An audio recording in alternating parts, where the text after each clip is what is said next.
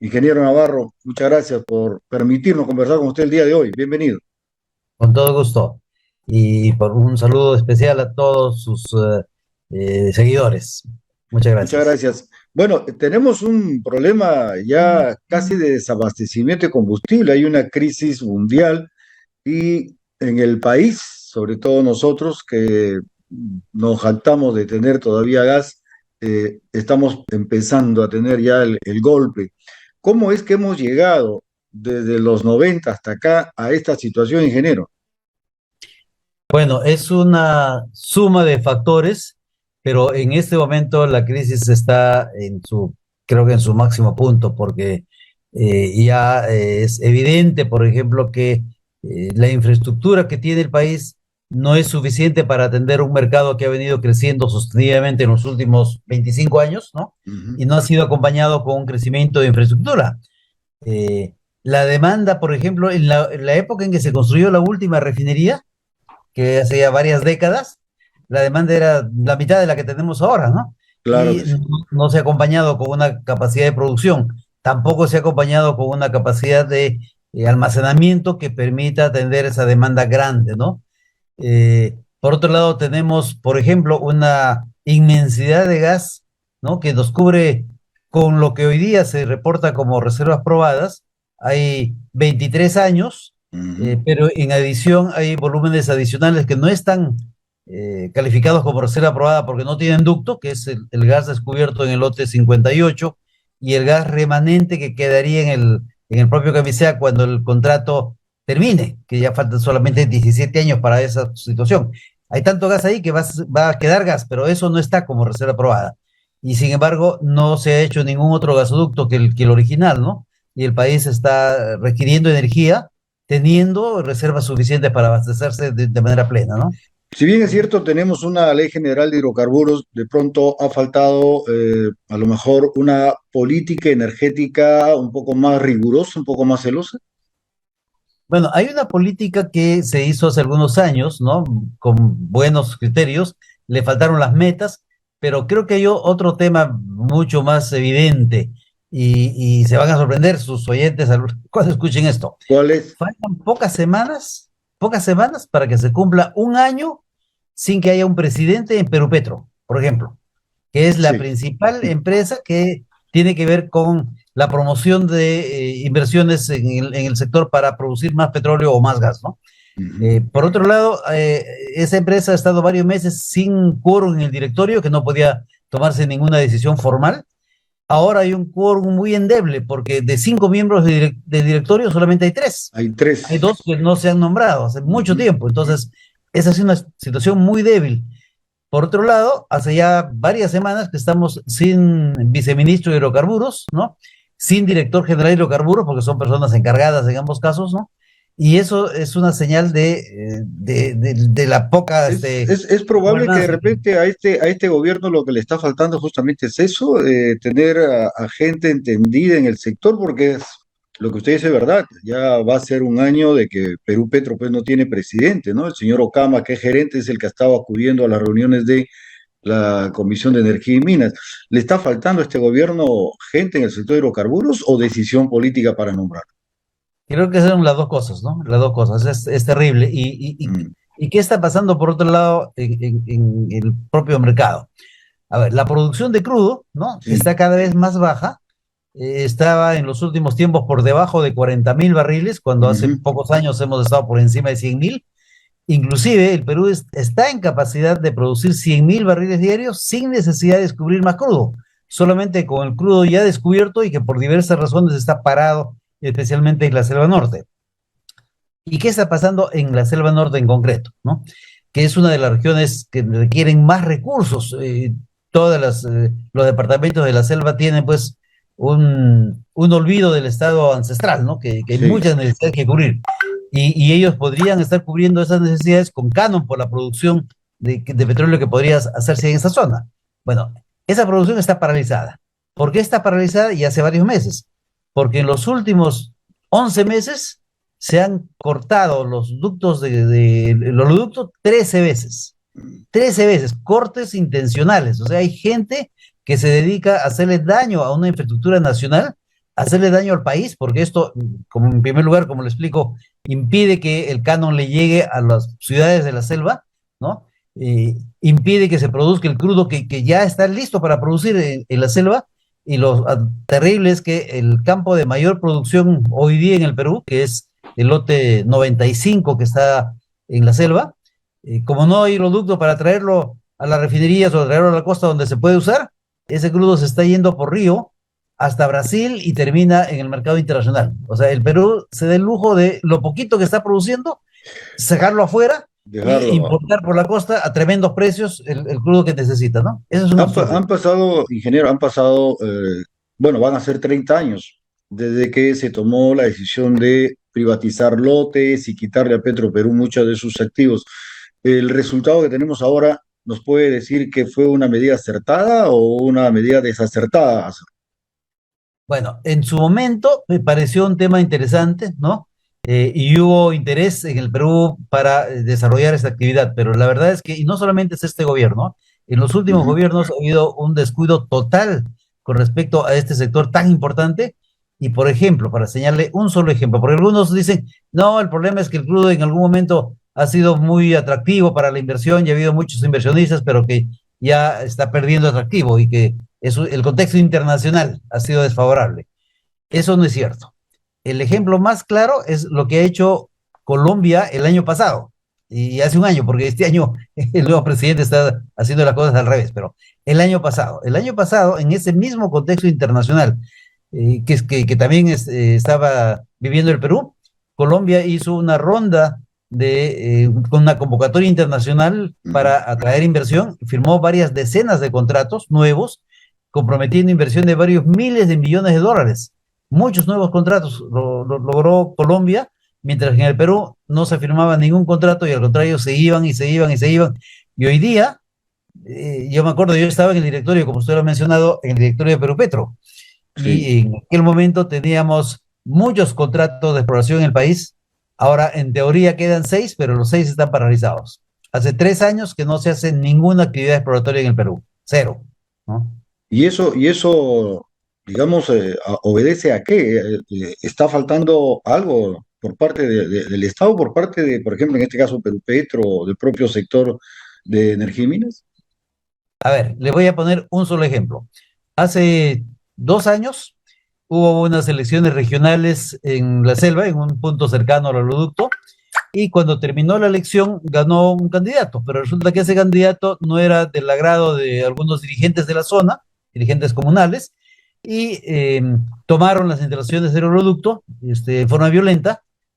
Petroperú de inmediato llamó a la fiscalía y a la policía, y cuando llegaron las autoridades se retiraron estos dirigentes, dejando un documento escrito donde daban un plazo, creo que de 10 días, para que se anulen las elecciones, porque no había ganado el que a ellos les gustaba.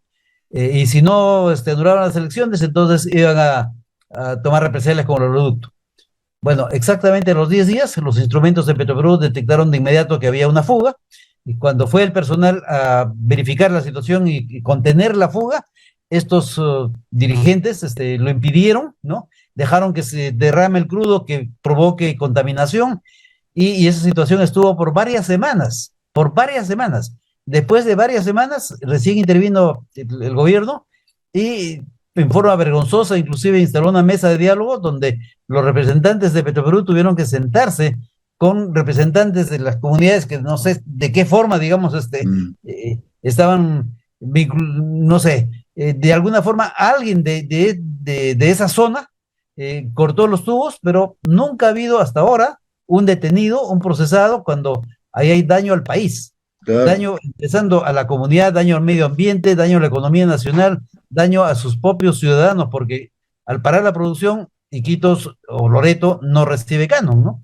Y todo el país se perjudica, y sin embargo, como le digo, por ejemplo, en los últimos 11 meses, 13 veces se ha este, hecho daño al oleoducto, no hay ningún solo detenido, ni un procesado, nada. Y el daño al país es enorme, ¿no? Increíble.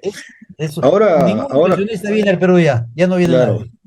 Ahora bien, están por cumplirse ya los contratos que se hicieron hace algún tiempo, la mayoría de ellos de licencia, otros contratos de servicio.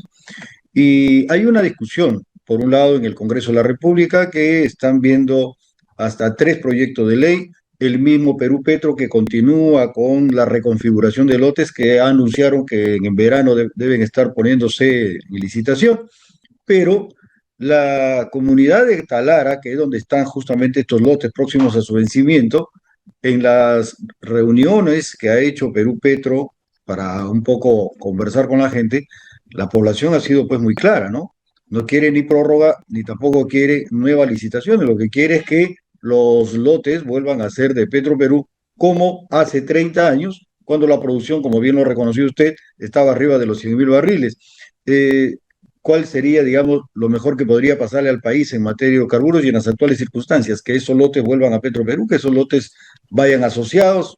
¿Cuál podría ser el mejor camino?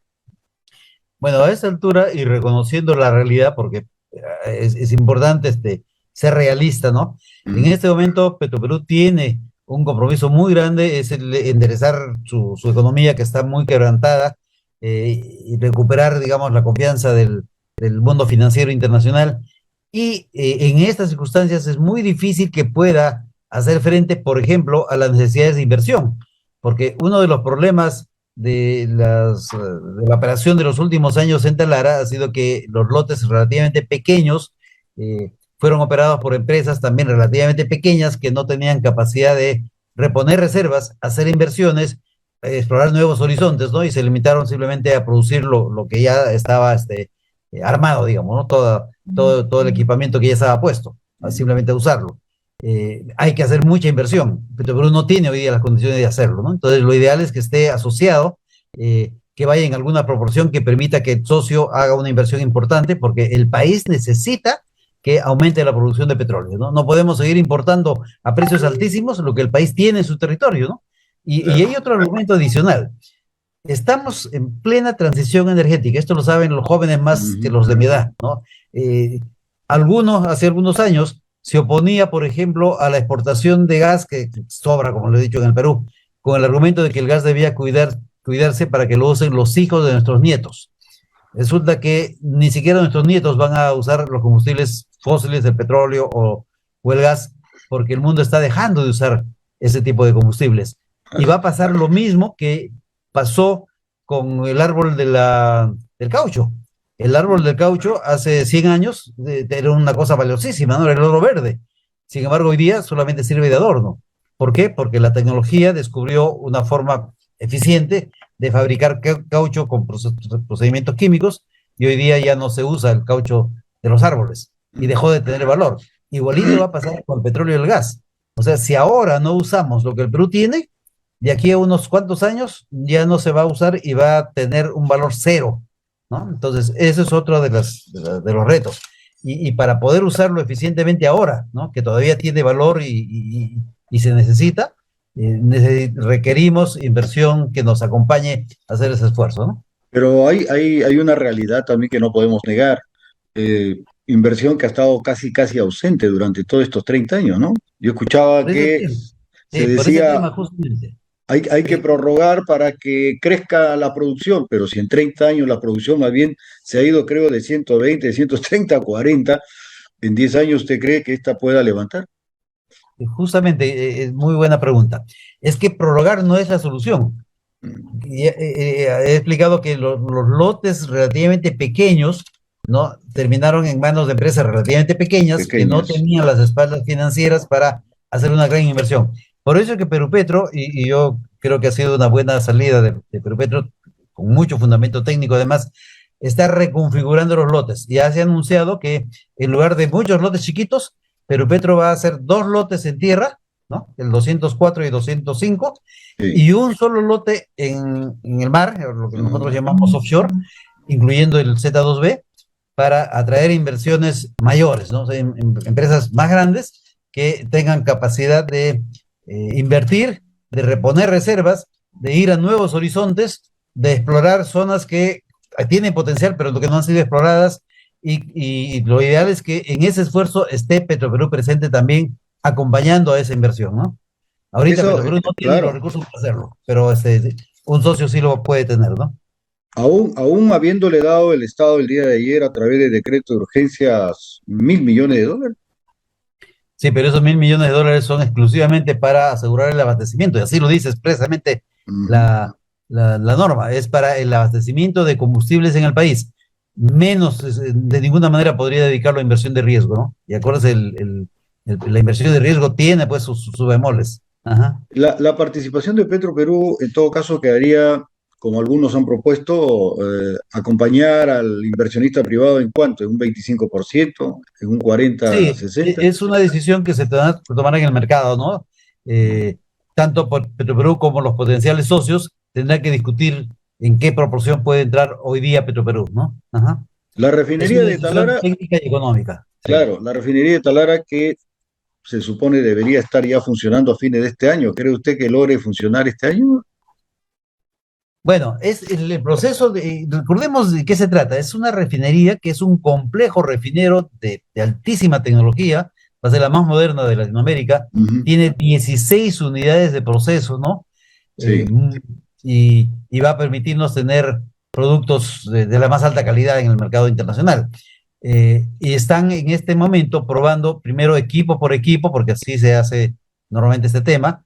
Ya hace varias semanas está la unidad primaria en operación, después la unidad de vacío, ahora está la unidad de producción de hidrógeno, que es muy importante, es la que permite la desulfurización, por ejemplo, y así van a tener que arrancar unidad por unidad. Una vez que ese proceso termine, que toma varias semanas, van a empezar a arrancar grupos y unidades, ¿no? Y finalmente el complejo íntegro. Se estima que hacia fin de año debe estar listo todo para arrancar ya la operación comercial, ¿no? Sin embargo, este tipo de procesos no necesariamente pues se cumple en forma estricta el calendario, porque hay que eh, superar en el camino las cosas que se van encontrando, ¿no? Yo tengo esperanzas que realmente ya estamos en la etapa final de este proyecto que ha tomado tanto tiempo y debemos estar esperando que hacia fin de Optimistas, año claro. el proceso esté terminado, ¿no? Hay también algunos especialistas que han señalado que el crudo que se produce, por lo menos en el norte, que debe estar entre 20 a 25 mil barriles, debería llegar a la refinería a precio de costo y no a precio internacional. Y como son lotes con reservas probadas y lotes que están en producción, consideran que Petroperú está en condiciones de administrar esos lotes. ¿Comparte usted esa opinión? Bueno, ya le expliqué que en este momento Petroperú no tiene las posibilidades de tener inversiones grandes que necesitan los lotes si estuviera Petroperú en ¿Se posición única. necesita hacer grandes Entonces, inversiones en Talara? se necesita porque ahí no se ha hecho una reposición de reservas, ¿no? Ujú. Y Talara tiene una realidad geológica muy particular. La geología es muy fragmentada, ¿no? Usted perfora un pozo, hay una producción inmediata y pronto empieza una declinación y para seguir manteniendo la producción tiene que perforar otro pozo que puede estar relativamente cerca porque, como le digo, la geología al fracturar Sí, sí. las capas en el subsuelo hacen que estén una diversidad de pozos aislados y tienen que continuamente estar perforando. Pero además, la otra característica geológica es que es una producción relativamente somera, o sea, no está a gran profundidad. Y hay algunos especialistas que sostienen que a mayor profundidad hay otros yacimientos que no se han explorado. Esto requiere tecnología mucho más avanzada, inversiones de riesgo, entre otras cosas, ahí Petroperú no está en capacidad de hacer inversiones de riesgo, ¿no? Una gran inversión para buscar nuevos horizontes, ¿no?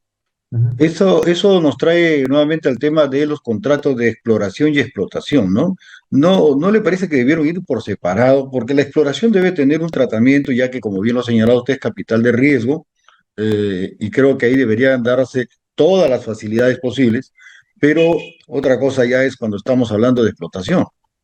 Le voy a poner un caso de en qué se ha convertido el Perú hoy día. El Perú se ha convertido en una barrera para los inversionistas, porque, por ejemplo, cuando ha habido inversionistas interesados en hacer exploraciones en el mar, ¿no? Y en horizontes nuevos, con lo que se llama un tirante de agua de 500 metros, o sea, bien profundo, ¿no? Ya. Resulta que entre los trámites que les exigían a este tipo de exploración era un IRA. ¿Y el IRA qué quiere decir? El certificado de la inexistencia de restos arqueológicos. A ver, ¿a quién se le puede ocurrir exigirle a una empresa que va a buscar 500 metros debajo de la superficie del mar, ¿no? Que bajen buzos a buscar si es que hay restos arqueológicos ahí a 500 metros debajo de la superficie marina. Esa es una Mm, barbaridad, pero ese tipo de exigencias se han estado dando, ¿no? La tramitología se ha convertido hoy día en el principal obstáculo. Mil trámites que sí. toman un tiempo enorme y al final en otros países la cosa es mucho más sencilla, es exigente, pero sencilla, eficiente, rápida, ¿no? Aquí Sí. no. Ujú. Eso lo hemos escuchado de varios especialistas, que en otros países en 4 o 5 meses se terminó la tramitología y acá demoramos 5 o 6 años. Bien, ingeniero Gustavo Navarro, yo quiero agradecerle mucho la gentileza que usted ha tenido para con nosotros el día de hoy. El pueblo de Talara lo está escuchando y a través de las redes sociales en el mundo, supongo. Si algo más tuviera que indicarnos en esta materia y sobre todo en la decisión que se debe tomar en los próximos días con relación al futuro petrolero, lo vamos a escuchar con mucha atención. Mi saludo al pueblo talareño. El pueblo talareño es un pueblo que además conoce de cerca esta industria, sabe la importancia de lo que es la inversión, ¿no? Cuando llega inversión, todo florece, se crean nuevos empleos, se crean nuevas oportunidades, aparece nueva tecnología y eso es lo que el Perú necesita en este momento de manera urgente, inversión para poder aprovechar los recursos que tiene, porque si no lo hacemos ahora, en pocos años eso ya no va a tener valor, ¿no? Muchos países en el mundo han anunciado que en el año 2050 y otros en el año 2060 van a dejar de usar combustibles fósiles. ¿Qué quiere decir? Que en el mundo ya no se va a usar ni petróleo ni gas y los países que no lo aprovechen en el corto plazo, al final van a tener cero como valor de esas reservas, ¿no? Y eso es algo que no debemos hacer en el Perú. Que Gracias. debemos tener muy en cuenta. Muchas gracias, ingeniero Gustavo Navarro.